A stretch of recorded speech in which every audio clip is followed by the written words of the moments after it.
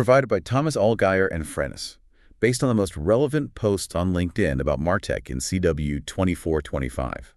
Frennis is a B2B market research company working with enterprises to optimize their campaigns with account and executive insights far beyond AI.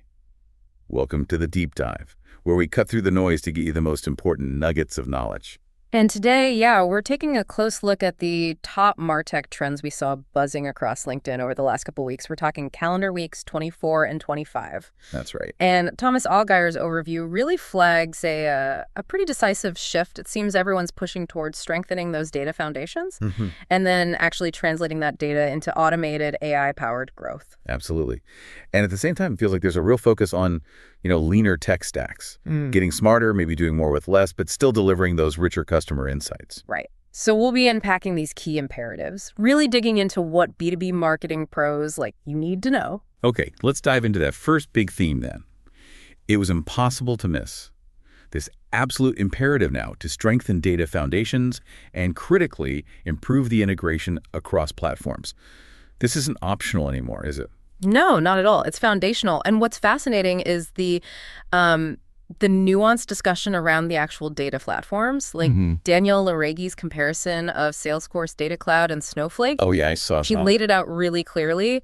Both are super powerful, obviously, but they're built for quite different users, fundamentally. Snowflake often gets the nod from data engineers who need that ultimate flexibility. Okay. Whereas Salesforce Data Cloud, well, it remains a core, very marketing-centric tool. So basically, knowing who it's really for. Right? Understanding the intended user seems like step one to avoid, a lot of future headaches and maybe wasted investment. Choosing the right tool for the job. Exactly. And that flows right into the whole customer data platform or CDP conversation. Niels van Meert-Janssy pointed out that, a lot of marketers seem to be shifting focus, maybe away from some CDPs that perhaps overpromised and underdelivered. And instead, they're looking towards building more enduring, sometimes more tailored data capabilities. Right, building it in-house or more custom. Sort of. And Anna Morau really hit this home, too, saying the biggest MarTech hurdle often isn't the tech itself, it's the fundamentals. Data integration, governance, even just basic data literacy across the team. That resonates. You can have the fanciest tools, but if the data plumbing is leaky. Precisely. Building on sand, as they say. But here's where it gets really interesting, practically speaking. Jacob Meltzer highlighted this cool trend. Vertical platforms are starting to bake CDPs directly into their products. Oh, interesting. Like what? Well, think about a ticketing system, for example, that just has CDP functions built in. It means you can trigger real-time actions, personalization, without needing all those extra, sometimes clunky integrations. Okay, that is a potential game changer, especially for speed and simplicity. Definitely. And speaking of connecting insight to action, Sai Bhargav Gary Kapati discussed reverse ETL tools.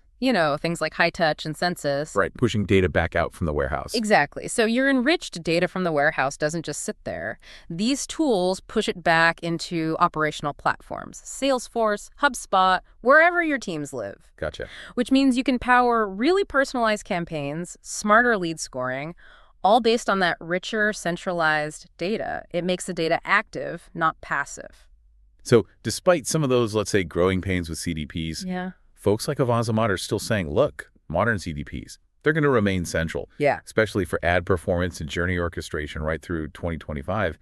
Personalization is key there. Yeah, the need isn't going away. And Robert Smart also weighed in with his predictions on where CDPs are headed after really thinking about their evolving role. But the core challenge, and Garrett Gillis and Brian Carlin really emphasize this, is that companies still struggle with accurate attribution, getting that single customer view. It's tough. Even with all the MarTech investment. Yeah, largely because of those persistent data silos. The takeaway is crystal clear.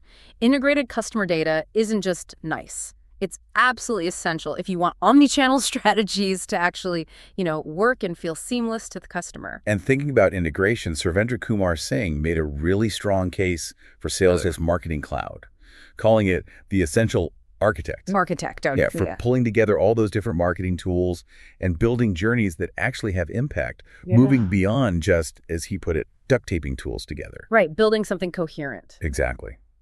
And Christina Turner showed how Salesforce Marketing Cloud Next is pushing this further with AI and unified profiles.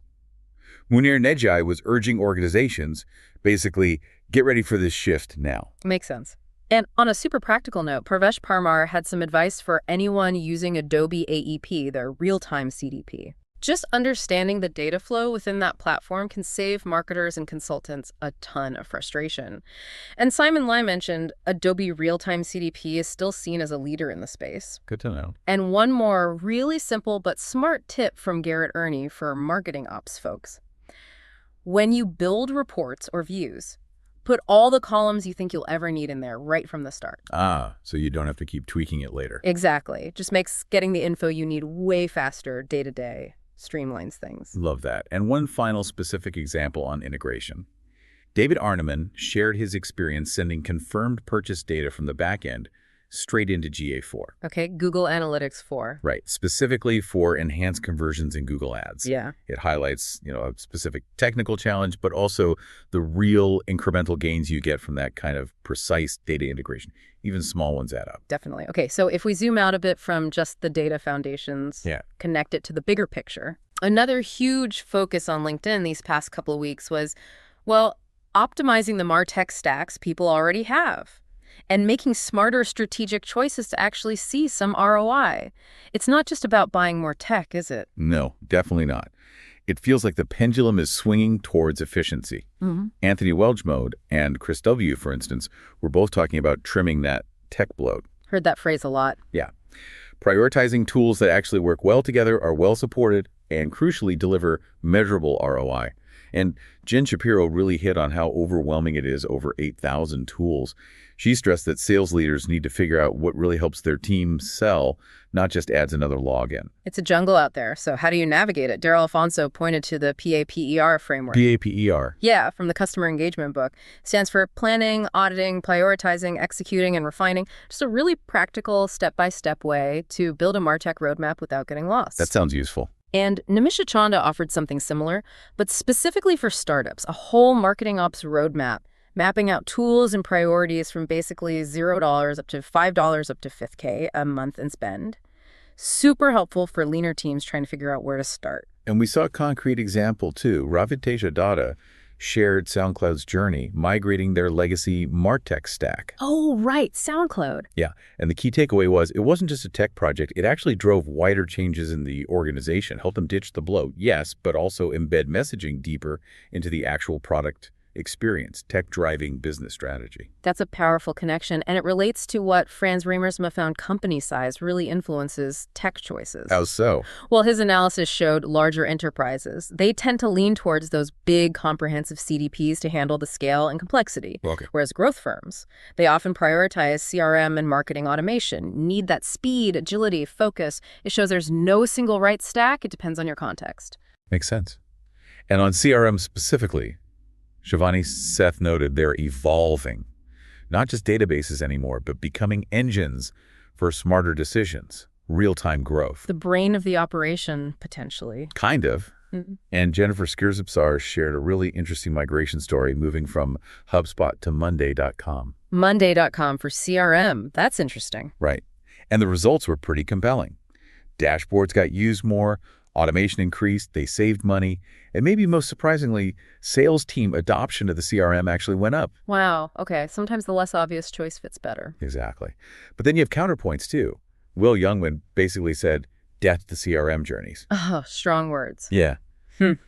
His point was about focusing on meaningful communication, not just these overly complex, multi-step automated sequences that can feel, robotic. Human touch. Right. And Martin O'Neill echoed that. Effective marketing isn't just about tracking first touch or last touch. It's about the whole experience, building that relationship over time. Less transactional, more relational. It's a good reminder amidst all the automation talk, the why behind the what. Absolutely.